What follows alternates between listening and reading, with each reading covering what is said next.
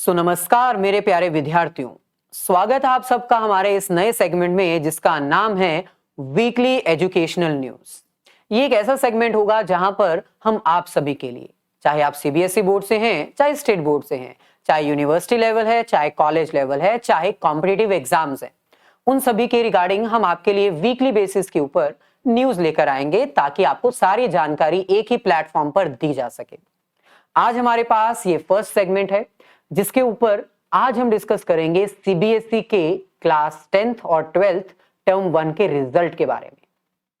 तो थंबनेल देखकर आपको पता चल ही गया होगा, आज हम सिर्फ रिजल्ट के बारे में ही बात करने वाले हैं। एक एक करके आपके साथ हम सारी जानकारी शेयर करेंगे। वीडियो को लाइक और अपने सभी फ्रेंड्स के साथ शेयर जरूर कर दीजिएगा।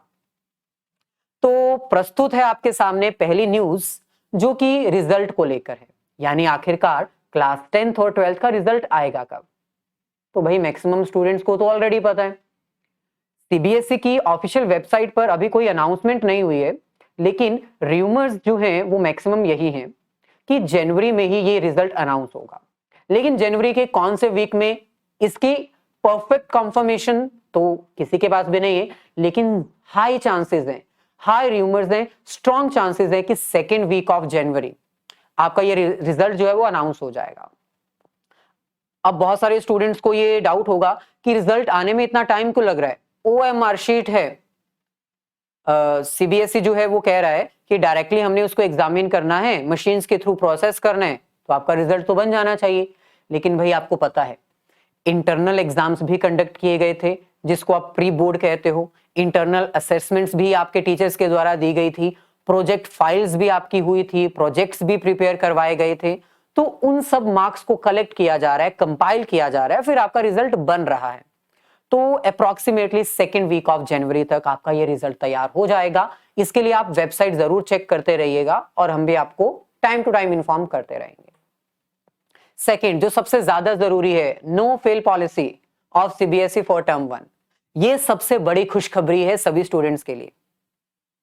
Term 1 for class 10th and 12th जो भी आपके एग्जाम कंडक्ट किए गए हैं उसमें नो फेल पॉलिसी जो है वो अप्लाई कर दी गई है। ये नो फेल पॉलिसी पहले 8th स्टैंडर्ड तक होती थी, लेकिन अब इसको 10th और 12th की टर्म 1 के लिए भी अप्लाई कर दिया गया। यानी अगर आपने एग्जाम दिया है, एग्जाम में आपसे गड़बड़ हो गई है, तो भी टेंशन की बात नहीं है। आप फेल हो या पास हो ये सीबीएसई के द्वारा नहीं बताया जाएगा। सिर्फ और सिर्फ जो आपके मार्क्स हैं वही हाईलाइट किए जाएंगे, कौन से सब्जेक्ट में कितने मार्क्स हैं, with internal assessment as well as MCQs objective जो ऑफलाइन आपका एग्जाम हुआ था।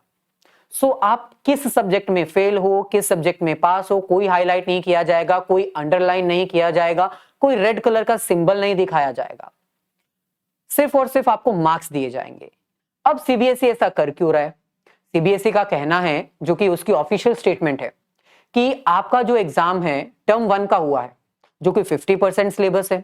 50% सिलेबस तो अभी रहता है ना, तो इसीलिए टर्म 1 का जो 50% हुआ उसके बेसिस के ऊपर एक स्टूडेंट को यह कह देना कि आप पास हो या आप फेल हो, यह सही नहीं है, जो कि ऑब्वियसली सही बात है।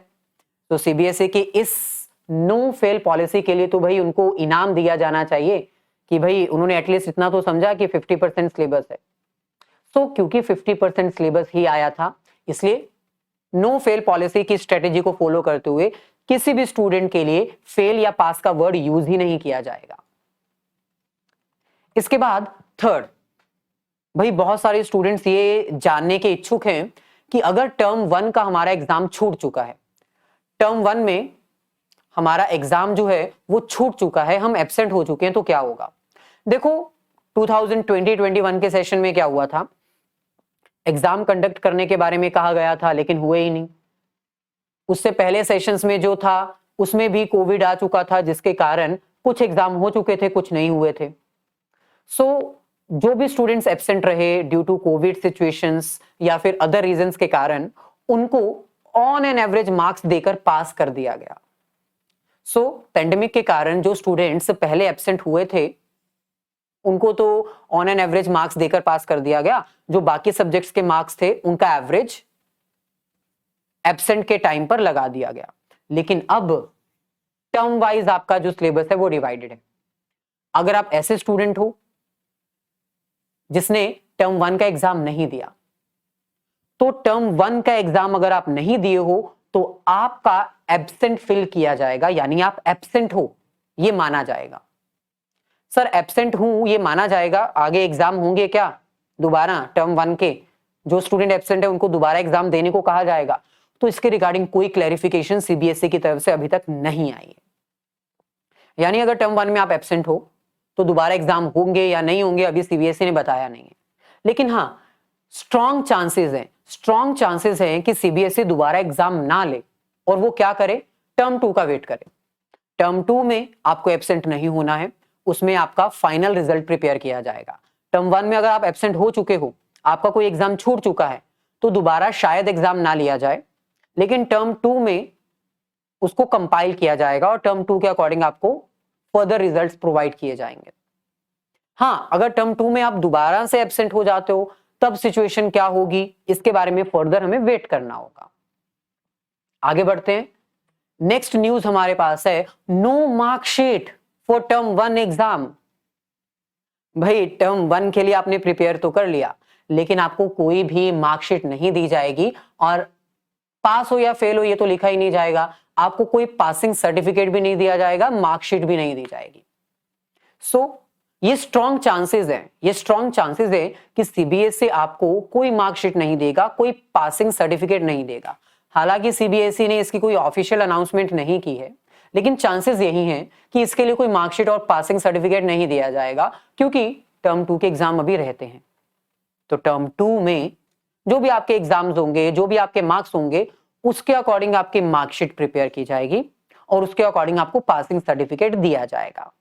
सो टर्म 1 के लिए आपको कोई मार्कशीट नहीं मिलेगी, आपको सिर्फ और सिर्फ ऑनलाइन अपने रिजल्ट देखने को मिलेंगे, जो आप प्रिंट आउट ले सकते हो, शेयर कर सकते हो, डिस्कस कर सकते हो।